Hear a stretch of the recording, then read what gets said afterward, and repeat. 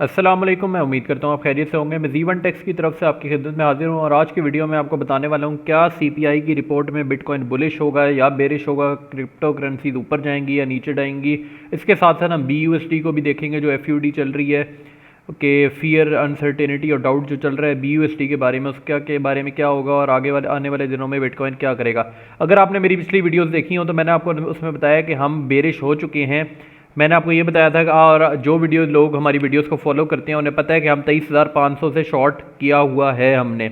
और मैंने आपको ये भी बताया था कि 21,500 से 22,400 तक का जो हेज लॉन्ग है वो आप लोग खोल सकते हैं, पर आपने स्टॉप लॉस ज़रूर लगाना है 21,400 का, जो कि जिसका स्टॉप लॉस हिट हो गया है। और इससे फ़र्क इतना नहीं पड़ता क्योंकि ऑब्वियसली अगर आपने 21,500 से लॉन्ग किया है और 21,400 पे आपका स्टॉप लॉस है तो आपका कितना ही नुकसान हो गया होगा।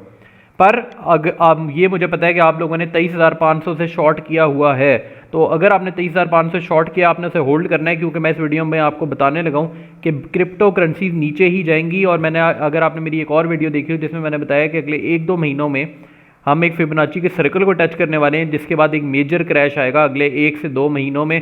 मार्च के महीने में वो क्रैश शुरू हो सकता है।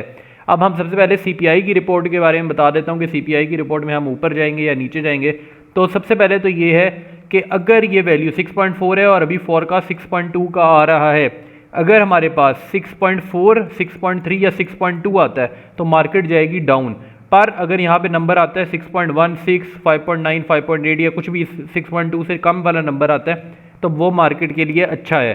पर क्या हम अब बिटकॉइन बुलिश होगा, सवाल ये है, जो कि मेरा ख्याल है नहीं। अब इसकी वजह क्यों है, और अगर आप सीपीआई की रिपोर्ट में आप ट्रेड लेना चाहते हैं तो मैं आपसे ये कहूँगा कि आप शॉर्ट की ट्रेड लें। अब इसकी मैं आपको रीज़न भी बताने वाला हूँ कि ऐसा क्यों होगा। अगर आपने हमारी वीडियोस को फॉलो किया हुआ है तो 23,000 से तो आपने बिटकॉइन को शॉर्ट किया हुआ होगा और अभी बिटकॉइन की प्राइस ऑलमोस्ट चल रही है 21,651। सही है, तो आप ऑलमोस्ट $1,500 या $2,000 बिटकॉइन ऑलमोस्ट नीचे घूम रहा है हमारी ओरिजिनल ट्रेड से। पर अब आपको मैं क्यों कह रहा हूँ कि बेशक हमारी सीपीआई की रिपोर्ट बेहतर भी आ जाए तो हम पंप इतना नहीं करेंगे, क्यों ऐसा है। और अगर आप इसमें शॉर्ट लेंगे भी तो आपने स्टॉप लॉस अपना 25,000 से ऊपर रखना है, ये मैं आपको पहले भी बताया हुआ है मैंने, या आपने 23,000 से ऊपर रखना है, मतलब 23,200, 23,300 तक आपने आपकी मिनिमम लिक्विडेशन होनी चाहिए। क्योंकि मेरा नहीं ख्याल बिटकॉइन यहाँ तक जाएगा। आपने मेरी वीडियोस को फॉलो किया हो तो आपको पता है कि मैंने 3 जनवरी को बता दिया था कि बिटकॉइन 16,000 से, ये जो बिटकॉइन की रीजन है 16,000 से हम जाने वाले हैं 22,000 तक, और दो वो 24,000 तक चला गया। 3 जनवरी को बताया था आपको।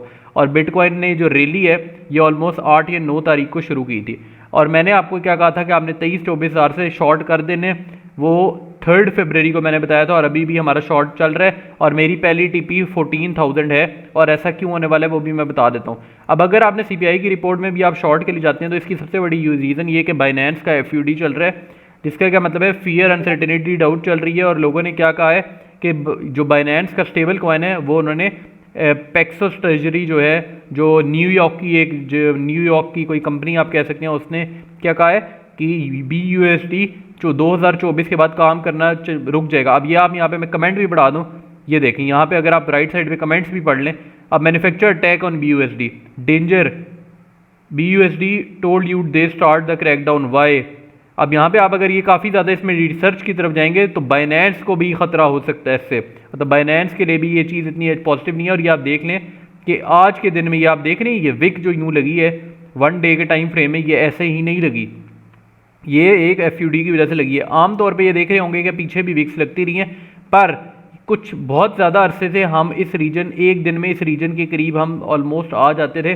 पर क्या हुआ, यहाँ से ये आप देखें ये 9.94, 0.005 या 0.03 तक का भी ये डाउन गया है। ये आप देख लें, इसने ये लो बनाया है। और ये क्यों है, क्योंकि लोगों ने BUSD को सेल करना शुरू कर दिया। अब जब लोग BUSD को सेल करेंगे तो ऑब्वियसली BNB भी अगर आप देखें तो क्रिप्टो को फॉलो करते हुए वो भी डाउन ही आ रहा है।